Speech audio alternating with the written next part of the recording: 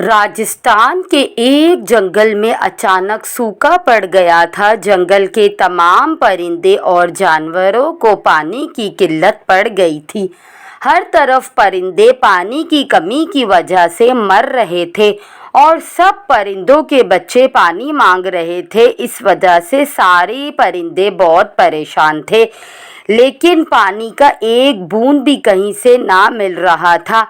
पूरे जंगल में बारिश ना होने की वजह से सभी तालाब, नदियां, झरने, आबशार सूख चुके थे। इस जंगल में एक दुष्ट कौवा रहता था। अरे यार, ये कौन सा मौसम आ गया है। प्यास से भिलक रहा हूँ मैं। पूरे जंगल में कहीं पानी का निशान नहीं है। प्यास से मेरा गला भी सूख रहा है। तभी वहाँ एक सैयार आ जाता है। क्या हुआ कौवे, यहाँ क्या कर रहे हो और अकेले अकेले क्या गुड़गुड़ कर रहे हो? सियार भाई, बारिश ना होने के कारण ना कुछ खाने को है और ना कुछ पीने को है। जिंदगी मुश्किल हो गई है।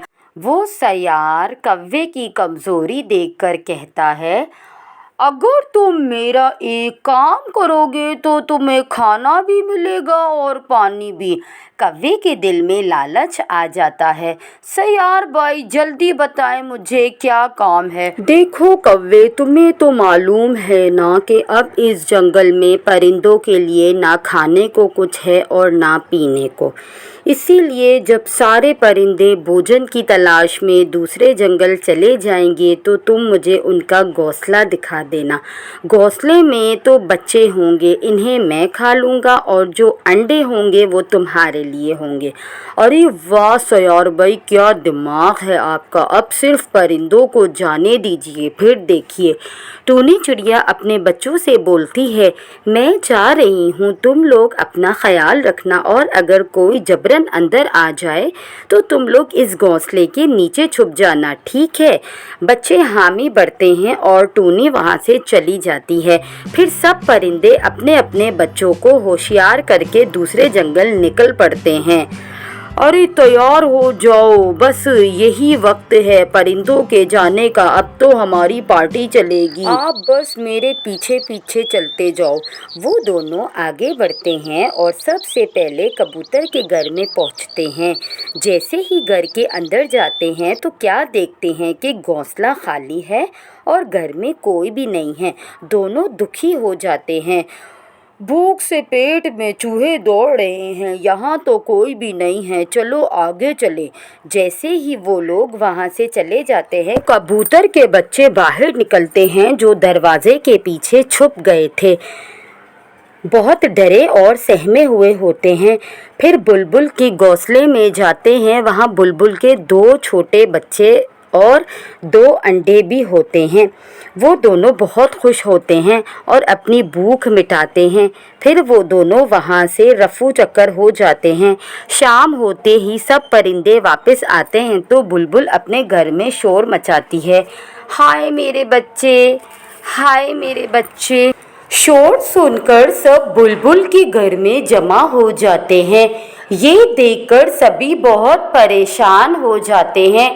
फिर अचानक कबूतरी अपने दोनों बच्चों को लेकर घबराई हुई आती है। मैं जब घर आई तो मेरे घर का दरवाज़ा खुला हुआ था और सामान भी बिखरा हुआ था। फिर कबूतर के बच्चों से टोनी सारी बात पूछती है।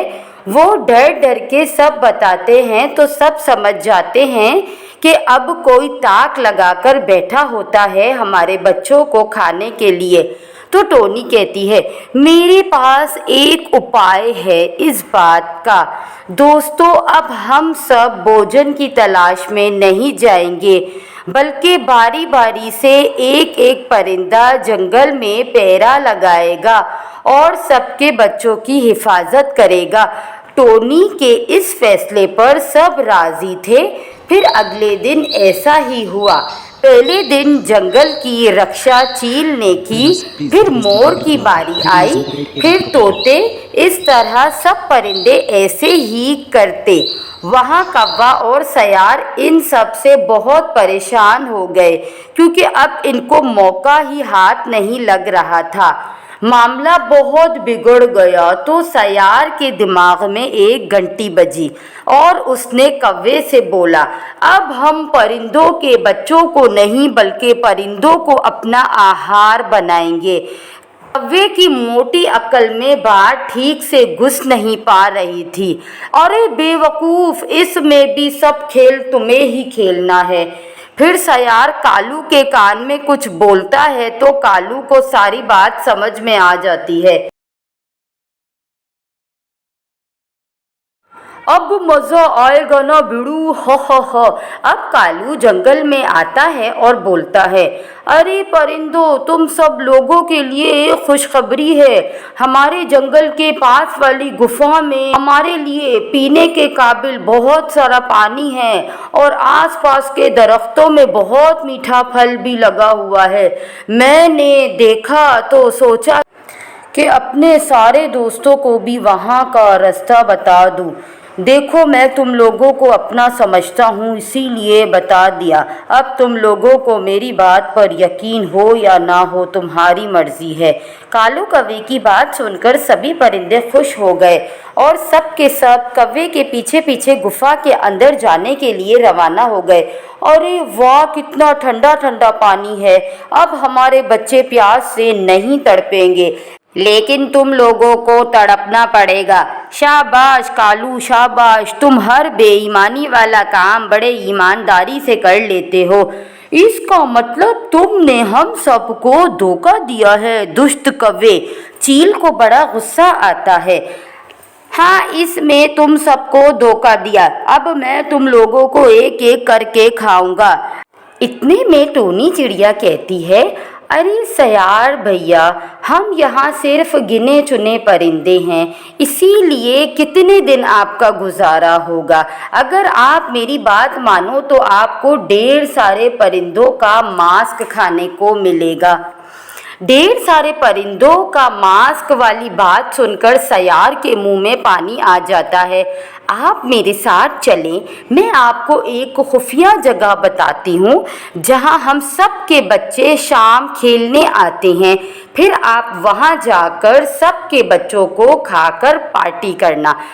वो कौवा सयार को बोलता ही रह जाता है कि चिड़िया झूठ बोल रही है, लेकिन सयार कौवे की बात नहीं मानता और गुफा के मुंह को एक पत्थर से बंद करके टोनी के साथ चल देता है।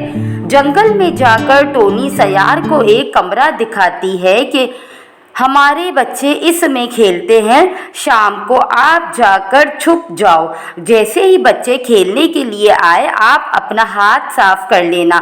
सयार को टोनी की ये बात बहुत पसंद आई। वो उस घर में चला जाता है और तभी टोनी बाहर से दरवाज़ा बंद कर देती है और उसकी चाबी एक झील में फेंककर वहाँ से उस गुफा की तरफ चली जाती है जहाँ सब परिंदे बहुत परेशान थे कि टोनी ने हमें धोखा क्यों दिया।